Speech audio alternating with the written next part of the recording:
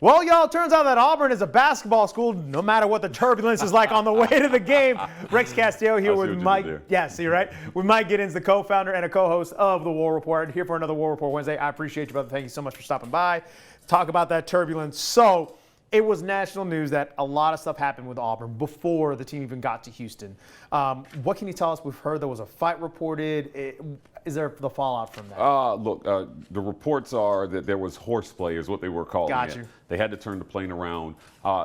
Even though this wasn't a commercial flight, I think that it's important that people understand that they don't treat air safety any differently. So if there's an altercation on board, the procedure is to turn it around. Stewardesses and pilots have wide discretion to make that decision themselves. So in this case, the staff on flight decided that it was in the best interest of the safety of everybody on board to turn the plane around. Bruce Pearl left them behind. Clearly, they did not need them to win. Wow. Yeah. And I think it was a win for Auburn basketball that they were able to score the win without those guys, because had they not beat Houston on Saturday, that story would have become even bigger than it already is. It's national news now. But I think, look, this is a deep team. This might be Bruce Pearl's most talented and most deep team that he's ever had since he's been at Auburn. I think they showed it in a good win on the road, a great win on the road versus Houston. So Auburn basketball has 3 top 15 teams left, right? So you've got a top 5 Duke right now, and you've got Iowa State, and you've got Purdue left on the schedule. They're going to be tested a lot here before they get to conference play, and this was a key step in it. Fortunately, they were able to avoid the distraction. I think most people will be interested to see how Bruce Pearl handles discipline in this particular situation. Do they see it as just horseplay, or is this something that maybe threatens your team chemistry? I think we'll wait and see. I think that's a great point that you made there, because that's where I was kind of going with that. This distraction, which could have fractured the team, and as you mentioned, if it ends up in a loss, the magnifying glass gets bigger. But one thing that obviously they were able to fight through the distraction is a guy named Tahad Pettiford. If you don't know who this is, or if you're just tuning into Auburn basketball, he is a problem. Number 0 out there. We're looking for somebody to help Janai Broome, who's obviously kind of the centerpiece of this offense of this team. This is a guy who showed out in Houston. What can you tell us about Tahad Pettiford? Agent Zero is definitely on the mission against Houston. And I think that a lot of fans aren't going to like the comparisons, but I think they're impossible to avoid. This kid is going to be everything that they thought Aiden Holloway was going to be. Look, he's a big-time shot maker, and he showed that versus Houston on Saturday on the road, and it was clutch step-back 3 after step-back 3, driving to the lane, dishing to his teammates. 21 points versus Houston on Saturday, and they could not have won without him. Look, the star showed up. Janai Broome showed up. Chad Baker-Mazara hit a big 3 down the stretch. This is a deep team, but when you add a dynamic like Tahad Pettiford, I think that gives Bruce Pearl just that little thing that he was missing last year. Think back to the tournament, Rex.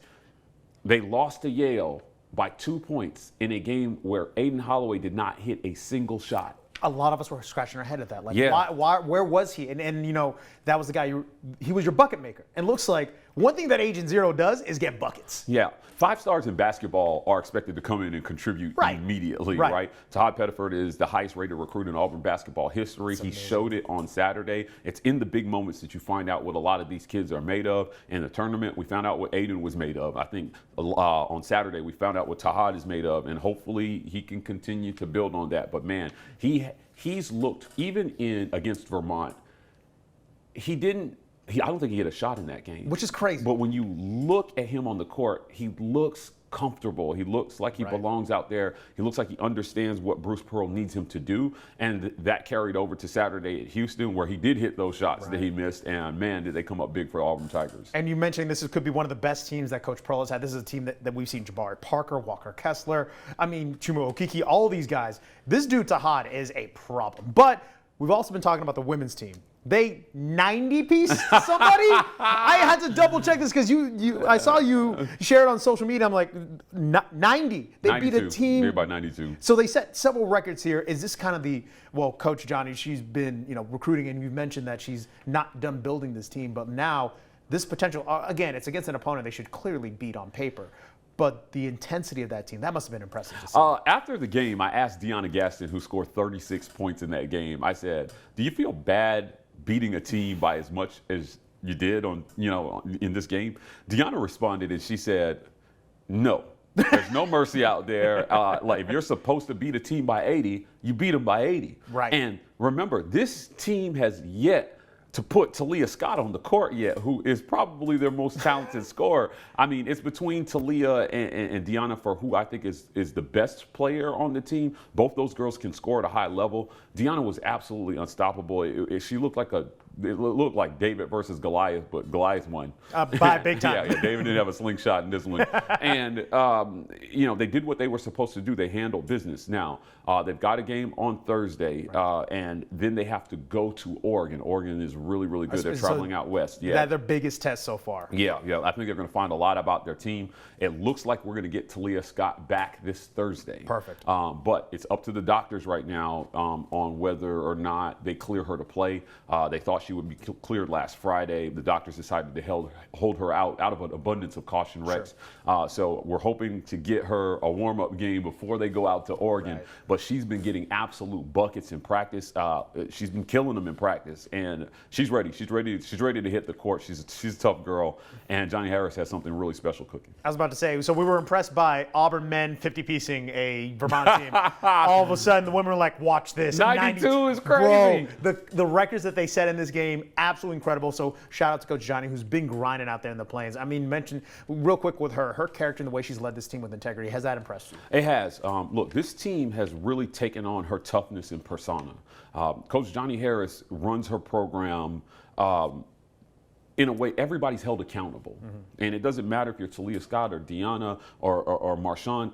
Everybody is held accountable to the same level. And I think that those girls, I think that matters. In some programs, when you're talented, sometimes you get away with things. Nobody gets away with anything in this program. They're held to a standard of performance, and they're held to a standard of behavior on and off the court that I think is exemplary of top programs. Mm-hmm. And she may not be done with this roster just yet. I think she's got some surprises left for Auburn fans. And man, I'm going to say that I want to be clear about this next statement. I think John Cohen is a great AD. I think he made a mistake not extending Johnny Harris going into this season. Fair. Because if they do what I believe they're going to do, it's going to cost them double at the end of the season, right? And his choices are pay her or just tell everybody you don't care about women's basketball, because you have an opportunity here with a coach who, was an up-and-comer. Wasn't the big name hire in the beginning. Not a Don Staley. Lowest paid coach in the SEC.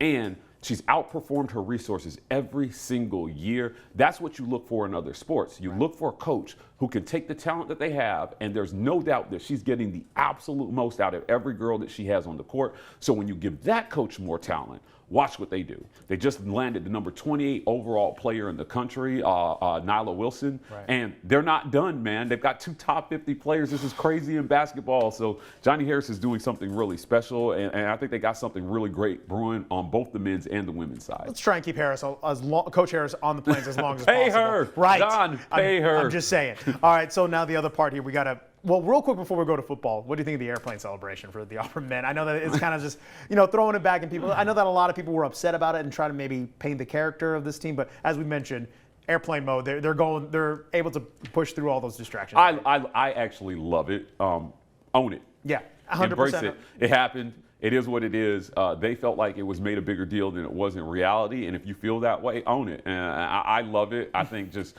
people are going to criticize no matter what you do. When you're on top, when the spotlight's on you, you're never going to avoid that criticism. I think embrace it and then move on. All right. Well, we're moving on now. Unfortunately, we got to talk about the struggles that are happening on the gridiron. Auburn is hosting ULM. On paper, this looks like an easy win for the Tigers. Yep. But ULM is fighting to be bowl eligible now, 5-4 on the year. I don't want to talk so negatively about it, but if Auburn stumbles here, what could possibly be the fallout? It could be a complete disaster. It's already a disaster. So going into this season, there weren't championship expectations, but there were expectations that they would move the needle forward. As far as results are concerned, it looks like they've moved backwards. You have objectively a better roster than you had last year. Right. And a lot of people are going to continue to point to the decision to not go get a quarterback in the portal, stick with Peyton Thorne, and then week after week tell Auburn fans, I think that he gives us the best chance to win. Statistically, he's improved year over year, but the bar was on the floor last year. Bottom of the conference in passing, only 1,700 yards through the air. This year, he's already exceeded that mark. But look, at the end of the day, you are judged by results. Right. And the results are right now that you're a 3-win team. Yeah, that's right? really 3-6 are the results. And so you can get in front of the media week after week and say, well, I think we're close, I think we're close, I think we're close. And at some point you have to get over the hump. Beating ULM isn't going to do anything to change the narrative, but losing to them can certainly push that narrative further in the wrong direction. You've got 2 games left after that against Texas A&M at home, your last game at Jordan-Hare, and you've got Alabama in Tuscaloosa on the road. Auburn fans are going to show up for Texas A&M. 100%. When this team was down and out and they were a 2- or 3-win team, when Cadillac was the interim head coach, What a run that was. They showed up and they created a championship-like atmosphere for that game. I think they'll do the same this year. And if you're Hugh Freeze, you owe it to them to put a product on the field that fans can be proud of. Look, find a way to win. And at this point, think back to that game a couple of years ago when Cadillac was the head coach. It was ugly. It was ugly and low scoring. But it was celebrated like it was the greatest win in Auburn history.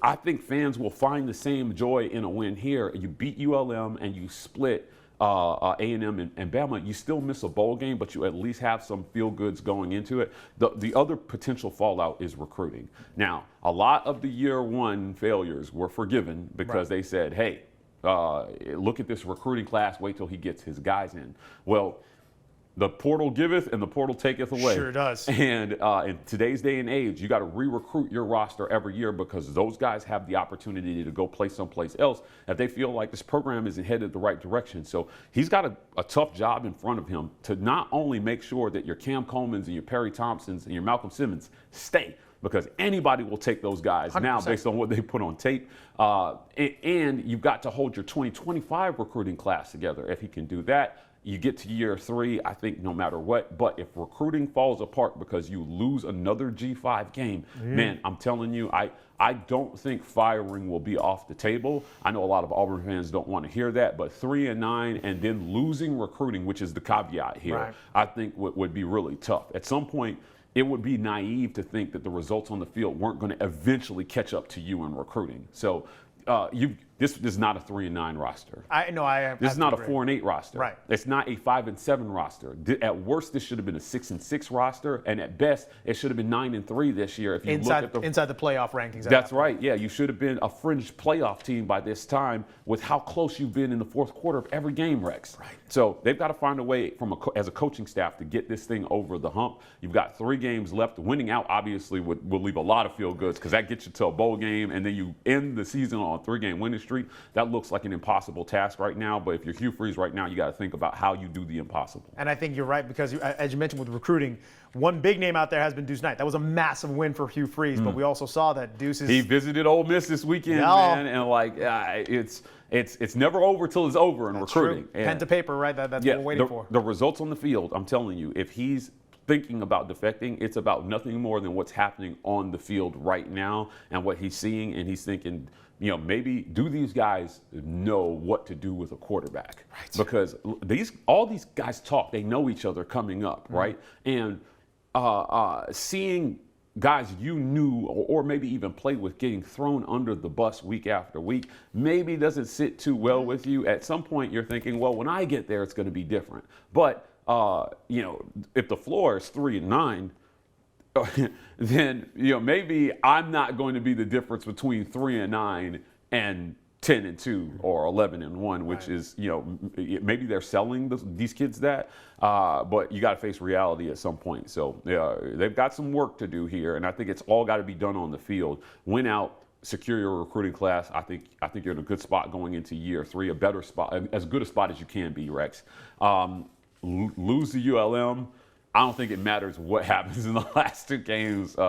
Everything is going to be on the table. Well, pretty much a must-win this Saturday as the Auburn Tigers now host ULM. Of course, that's Mike G. Another great War Rapport Wednesday from basketball to football. We got you covered no matter what. Mike G, where can they find you on social media, though? Check us out at the War Rapport, every social media platform. Also, check me out on Twitter at Mike Gittens. I'm also doing Locked On UCF. So if you're a UCF fan and you want more Gus Malzahn content, there you go. You want to see what the Knights are doing.